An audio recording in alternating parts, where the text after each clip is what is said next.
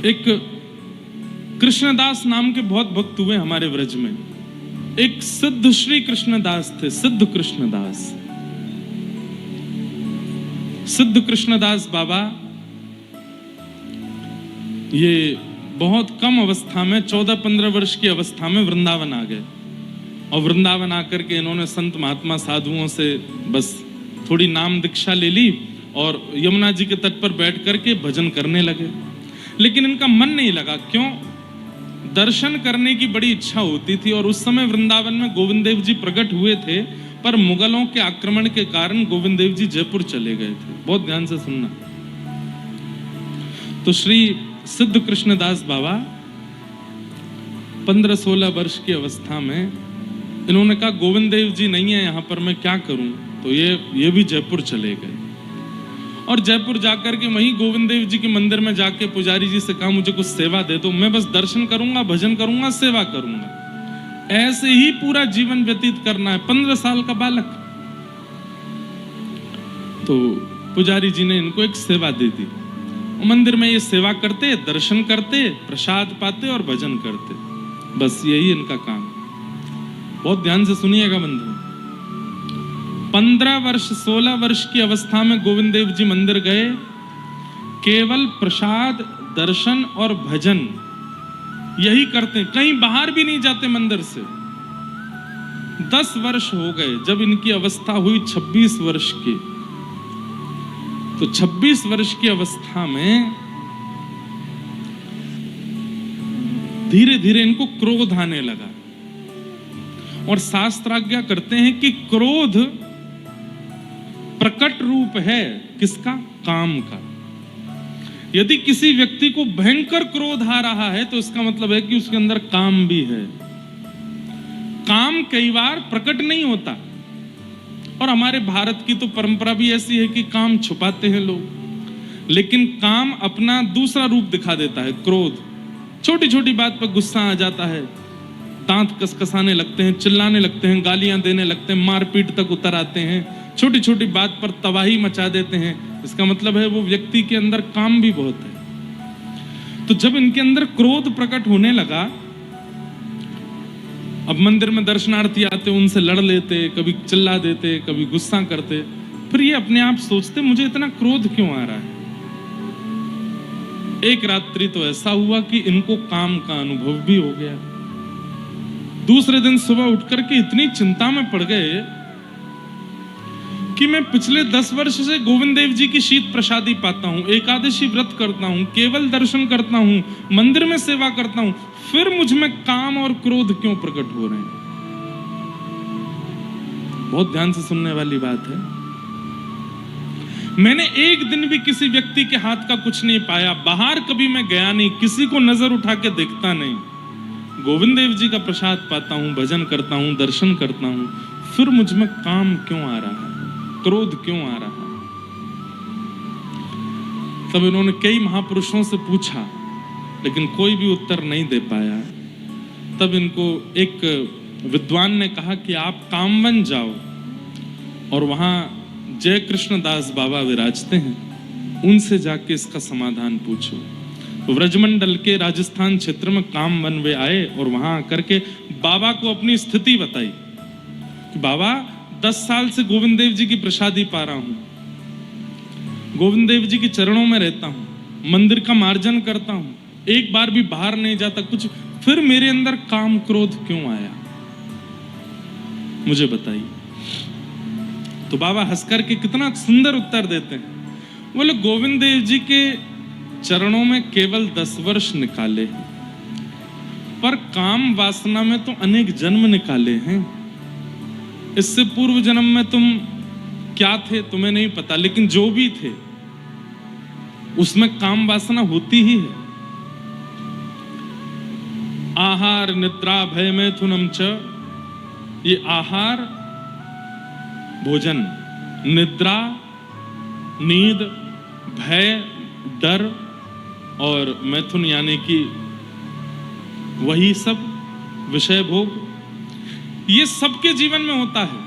चाहे वो चींटी हो, चाहे वो पक्षी हो, चाहे वो जानवर हो, चाहे वो मछली हो, चाहे वो 84 लाख योनियों की सब योनियों में वही सब 4 चीज मानवों में भी हैं, लेकिन मानवों में एक चीज एक्स्ट्रा है जो उनके पास नहीं है। क्या?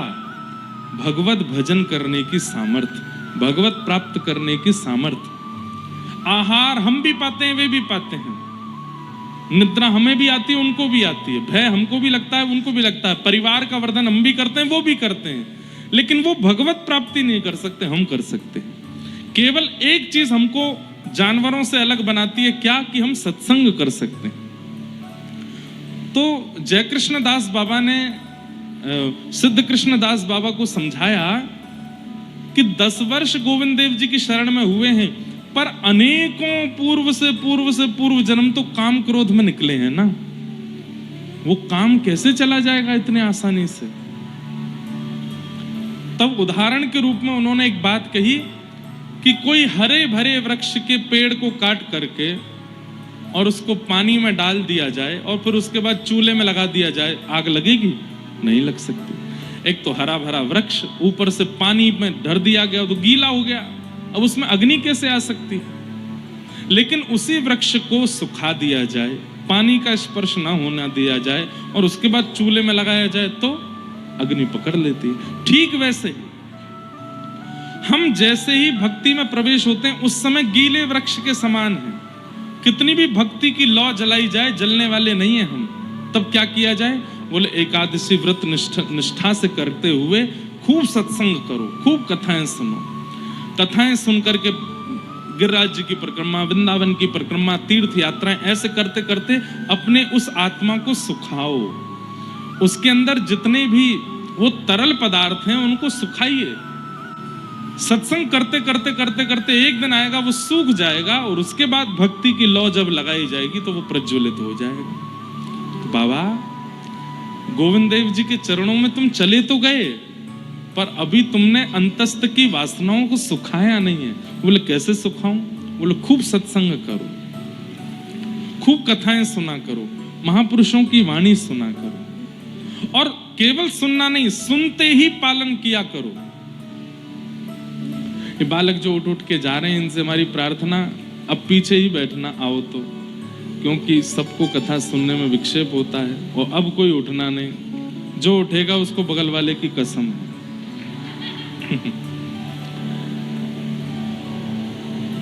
एक तो सबसे आगे बैठे फिर उठ के जा रहे हैं, तो पीछे बैठना चाहिए था।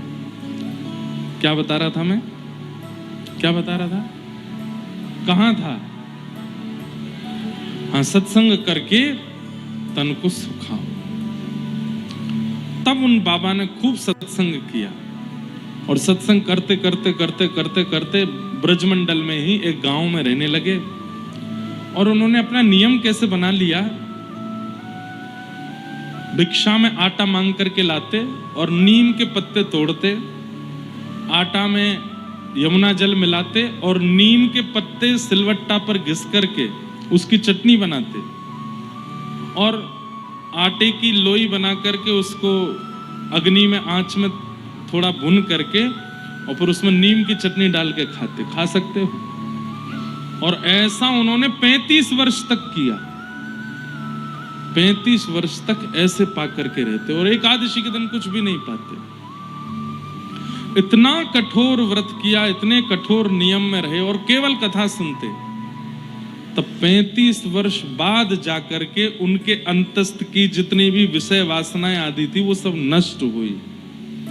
और किशोरी जी के मन में आया और ललिता जी से बोली, ललिता व्रजमंडल में रह तो भयो भी कोई सूख हो आटो पावे, नीम की पत्ती खावे, मुंह को बड़ो कष्ट होवे। तू या बाबा को जाए करके खूब सामग्री पवाए क्या, तभी मैं राजी होंगी। तब ललिता जी गई और रूप बदल करके गई, बाबा से जाए करके बोली, बाबा मेरी मैया ने तुम्हारे काज सामग्री भेजी है ना, पाए लो। बाबा बोले मैं बाहर को कछु ना पाऊं। तो फिर उन्होंने कहा मैं श्री जी को भोग लगाए के लाई हूं। ये सुनते ही तो बाबा प्रसन्न हो गए। बाबा की नेत्रों की ज्योति जा चुकी थी इतने कठोर व्रत करने से।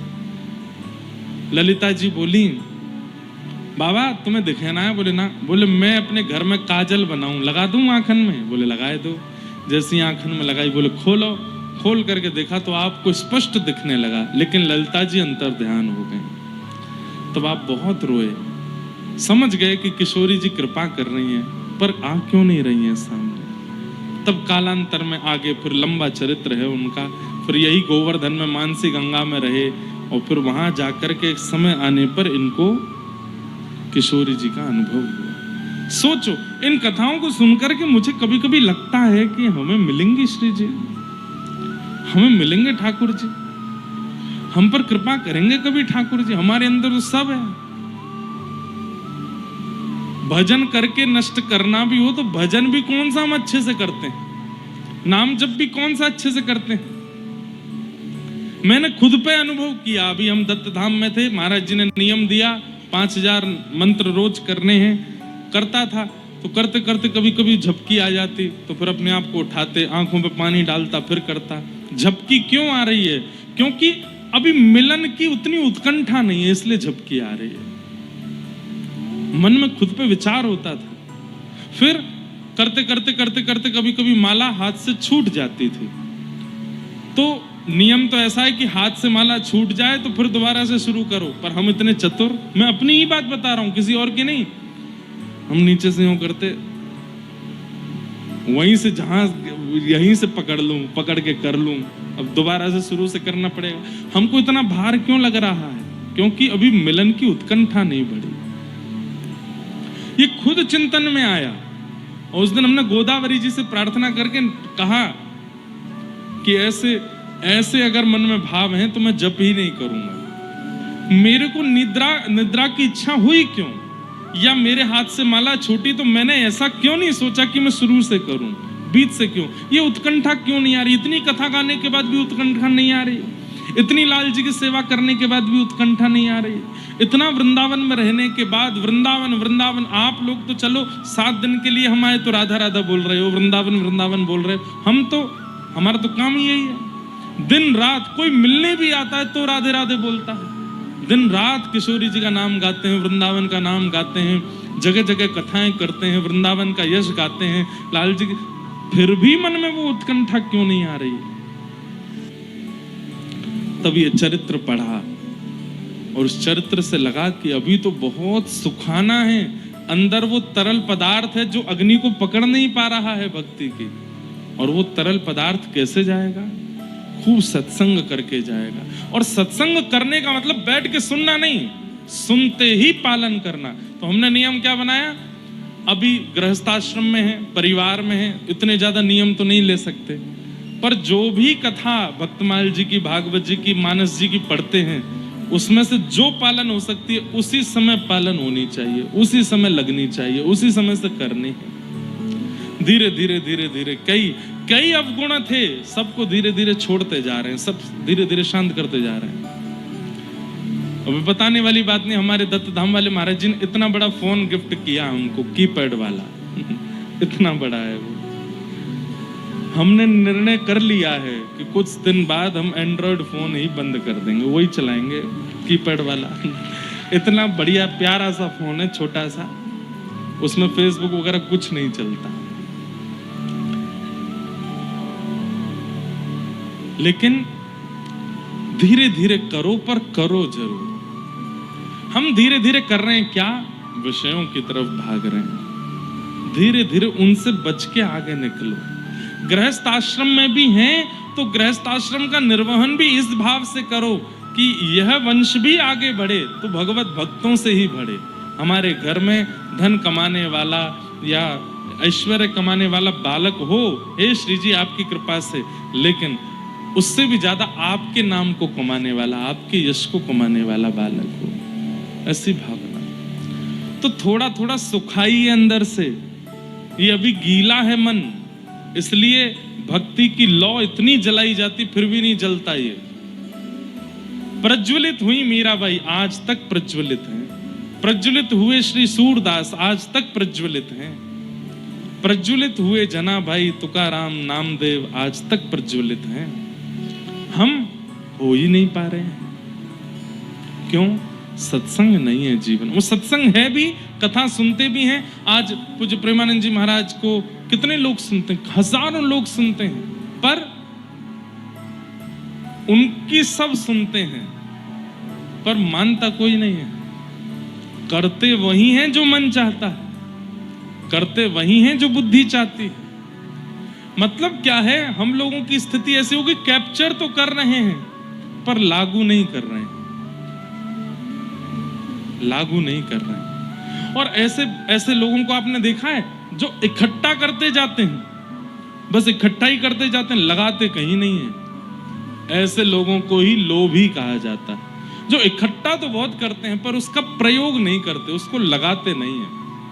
जैसे छोटे बच्चों में हम लोग भी जब छोटे थे, पेन इकट्ठे करने की, ये भी पेन हमारे पास, ये वाला पेन भी हमारे पास, मीटर वाला पेन आता था, उसमें मीटर चलता था, वो भी मीटर वाला पेन तो आया पर 10 से ऊपर उसके कभी मीटर गया ही नहीं, लिखते ही नहीं थे।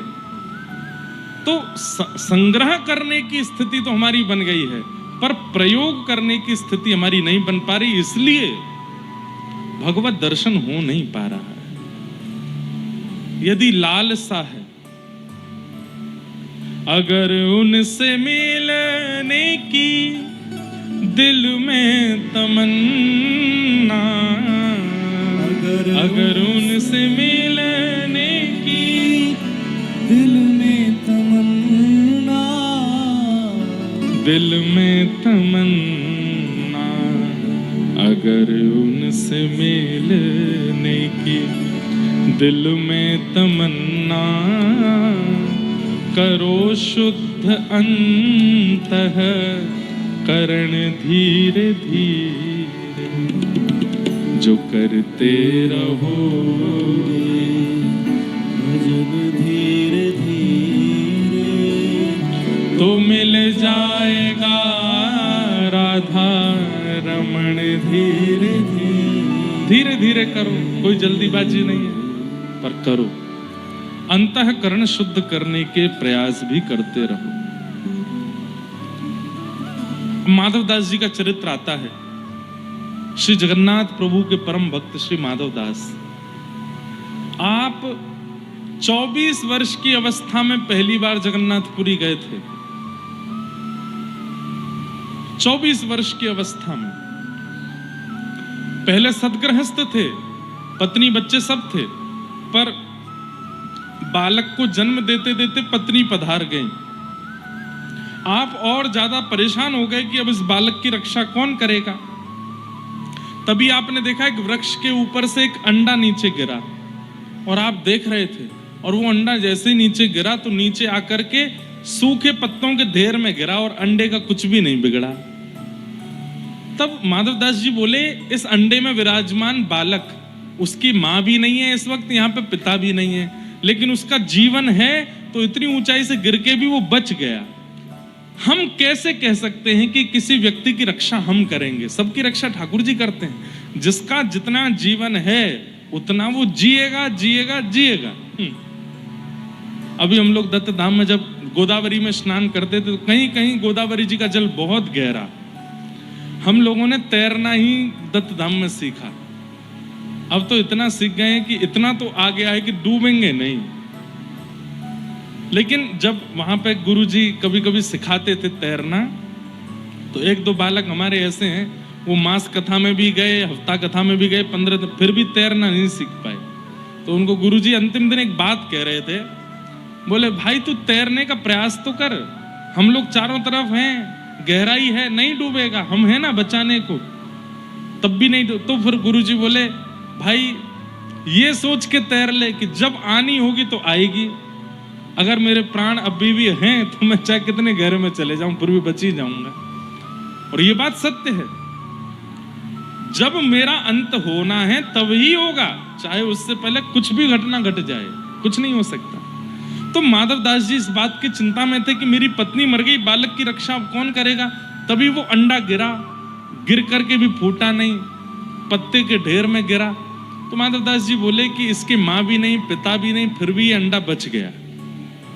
मैं कौन होता हूं चिंता करने वाला अपने बालक की कि मैं इसको बचाऊंगा, मेरे रहने से ये बचेगा, इसकी कोई जिम्मेवारी तो नहीं, जगन्नाथ जी सब देख लेंगे। और बच्चे को परिवार के हवाले करके चले गए। 24 वर्ष की अवस्था में जब जगन्नाथपुरी गए तो केवल नील चक्र का दर्शन किया, जगन्नाथ प्रभु का नहीं, ऊपर विराजमान नील चक्र को देख करके इतना रोए। क्यों रोए? कि मैंने 24 वर्ष लगा दिए ठाकुर जी के पास आने में। अगर मैं 24 वर्ष नहीं, कम से कम नहीं तो 18 वर्ष पहले, 19 वर्ष पहले भी यहां आ गया होता तो आज ठाकुर जी मिल गए होते। मैं 24 वर्ष गंवाने के बाद यहां पर आया हूं। सोचिए, इतने विरह व्याकुल हुए माधव दास जी कि 4 दिन तक भोजन नहीं पाया। कि मैंने 24 वर्ष पहले मेरे अंदर ये बात क्यों नहीं आई कि मैं आ जाऊं यहां पर। 24 वर्ष लग गए मुझको यहां आने में। और ठाकुर जी उनके इस भाव से इतने प्रसन्न हो गए कि श्री जगन्नाथ जी छोटे बालक का रूप धारण करके गए और प्रसादी लेकर के गए मंदिर से और जा करके माधव दास जी को दिया। कहा कौन हो? बोले मैं यहीं का हूं। पुजारी जी को पता चला कि एक कोई भक्त आया है, 4 दिन से भूखा है, तो उन्होंने जगन्नाथ जी का प्रसाद भेजा। माधव दास जी ने प्रेम से प्रसाद पाया। थाल वापस करने के लिए जब मंदिर गए तो पुजारी जी बोले थाल तुम्हारे पास कैसे आया? बोले आपने ही तो भेजा था। बोले अच्छा बताऊं? अभी चोरी करवाता है मंदिर से और कहता मैंने भेजा था। बोले अरे नहीं, आपने एक बालक के हाथ भेजा था। बोले कोई बालक के हाथ नहीं भेजा। मैंने कौन हो तुम? नाम क्या तुम्हारा? बोले आप मुझे नहीं जानते, मैं एक यात्री हूं, माधव दास मेरा। बोले मैं नहीं जानता तुमको, कैसे आया थाल तुम्हारे पास? माधव दास जी के नेत्र बंद हो गए। बोले ओहो, जगन्नाथ जी आए थे प्रसाद लेकर के, भूखा देख नहीं पाए मुझे, पवा के गए। और तब से श्री माधव दास जी जगन्नाथपुरी से गए ही नहीं। वहीं रहकर के खूब भजन किया, खूब साधन किया और ऐसी स्थिति हो गई कि जगन्नाथ प्रभु का दर्शन करने माधव दास जाते। आज जब हम जगन्नाथ जी को देखते हैं तो उछल पड़ते हैं, लेकिन जब माधव दास जी मंदिर जाते थे जगन्नाथ जी उछलने लग जाते थे माधव दास को देख करके। इतना प्रेम ठाकुर जी माधव दास से करते थे। तो स्थिति बने तो सही दर्शन की, और वो कैसे बनेगी? जब तक हमारी कामना में ठाकुर जी नहीं आएंगे, जब तक तड़पेंगे नहीं उनको प्राप्त करने के लिए, तब तक ऐसी स्थिति नहीं बनने वाली है। और वो तड़प कैसे आवेगी? कथाएं सुनो, जो आज्ञा की जाती है उसका पालन करो। जो बातें शास्त्रों में, कथाओं में व्यास जी के मुख से निकल आती है, भक्त चरित्र में सुनते हो, उसको तुरंत पालन करना प्रारंभ करो। एक दिन इतना विरह चित्त में होगा।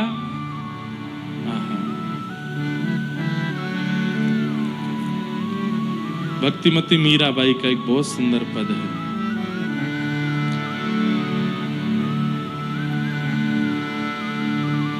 दर्श बिन दुखन लागे, दर्श बिन दुखन लागे, दर्श बिन दुखन लागे, दर्श बिन दुखन लागे।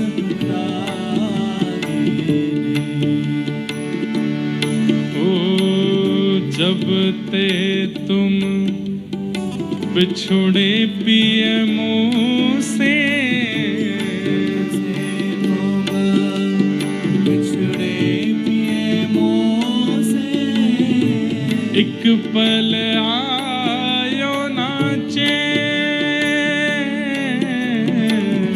एक पल आयो ना चैन,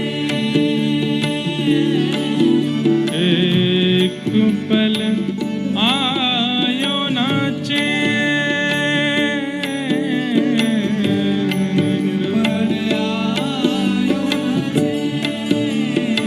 दर्श बिन दुखन लागे,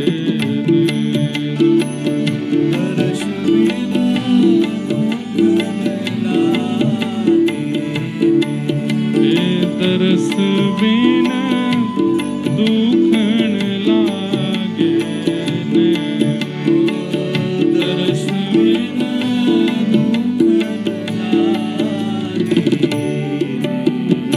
दर्श बिन दुखन लागे, दर्श बिन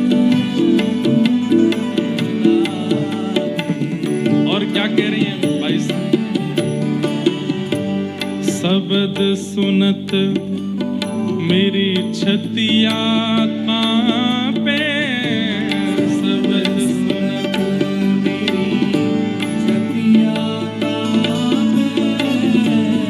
शब्द सुनत मेरी छतिया कांपे, शब्द सुनत मेरी छतिया कांपे। किसी ने कहा तो फिर मत सुना करो।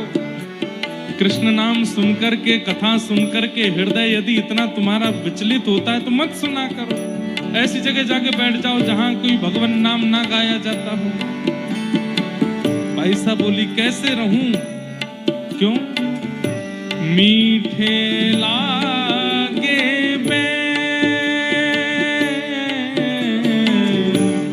मीठे लागे हो, एक टक टकी पंथ निहारूं, एक टक टकी एक टक टकी पंथ निहारूं, एक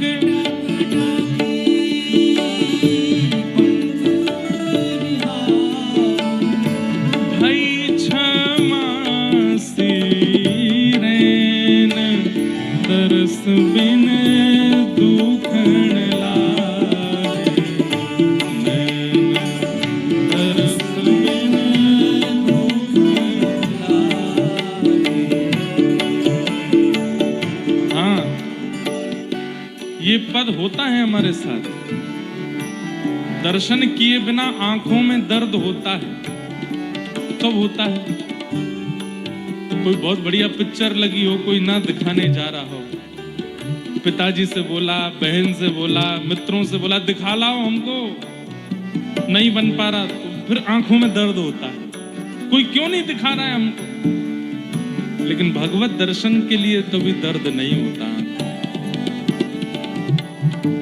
अपनी प्रियतमा को देखने के लिए दर्द होता है। अपने प्रियतम को देखने के लिए दर्द होता है। कभी ऐसा हुआ है कि राधा रमन जी नहीं गए हम लोग 6 महीने से, अब व्याकुलता हो रही है, परेशानी हो रही है। सबको नहीं होता, किसी किसी को होता है। मैं सोशल मीडिया देख रहा हूं, मेरे को राधा रमन जी दिख क्यों नहीं रहे हैं? ये व्याकुलता हुई कभी? नहीं होती।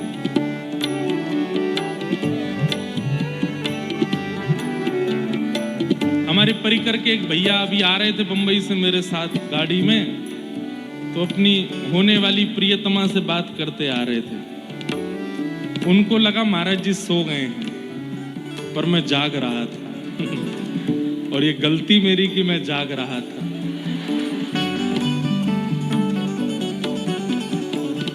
वो धीमे धीमे फोन पे गा रहे हैं, एक नदी के 2 किनारे, नाम नहीं बताऊंगा कौन थे।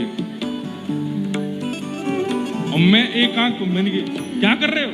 नहीं नहीं महाराज जी कुछ नहीं कुछ नहीं कुछ नहीं। मैंने कहा तुम क्या गा रहे थे अभी पद? बोले आपका ही तो पद गा रहा था। मैंने कहा फोन चालू था तुम्हारा। महाराज जी आपकी बहू है होने वाली, सुना रहा था। कितनी व्याकुलता रहती है हमको उस संसारी जीव से। उस संसारी जीव की भी कामना रहती है, जो जीव कुछ दिन बाद हमको पूछने वाला भी नहीं है। पत्नी से कुछ साल बाद शादी के कहोगे चाय दे दो, पूरे दिन चाय पीते रहा करो, भर लो चाय अपने अंदर ही, मेरे पे और कोई काम नहीं है, चाय चाय चाय चाय चाय। कुछ दिन बाद ऐसे बोलने वाली है वो। लेकिन ठाकुर जी कभी नहीं बोलेंगे, श्याम सुंदर कभी नहीं बोलेंगे। श्याम सुंदर तो सदा, श्याम सुंदर सदा हमको प्यारे रहे, हम उन्हीं के रहे, वो हमारे रहे। श्याम सुंदर सदा हमको प्यारे रहे, हम उन्हीं के रहे,